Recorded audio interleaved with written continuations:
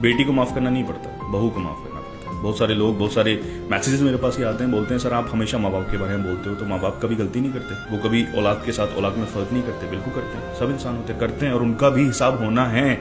माँ बाप ये वीडियो मेरी ध्यान से सुने आज। अपनी बेटी है तो उसके वकील बन जाते हैं, दूसरे की बेटी है तो उसके जज बन जाते हैं। अपनी बेटी कोई गलती करे तो बच्ची है, सीखते सीखते सीख जाएगी, और दूसरे की बेटी आपके घर आ रही है तो उसके जज बने हुए हैं। नहीं, घर से तो कुछ सिखाया ही नहीं है।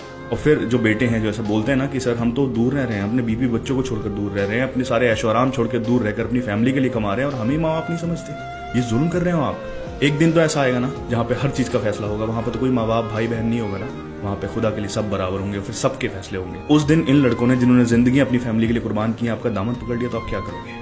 माँ बाप तो सभी बच्चों को पालते हैं, बहुत सारी कुर्बानियां देते हैं, आपने भी कुर्बानियां दी हैं। आपके माँ बाप ने जब आपको पाला होगा उन्होंने भी कुर्बानियां दी हैं, और जो बच्चे आपके हैं जब अपने बच्चों को पालेंगे ये भी कुर्बानियां देंगे। और माँ बाप का हक तो कोई अदा नहीं कर सकता, लेकिन माँ बाप गलत करे तो उसका हिसाब होगा।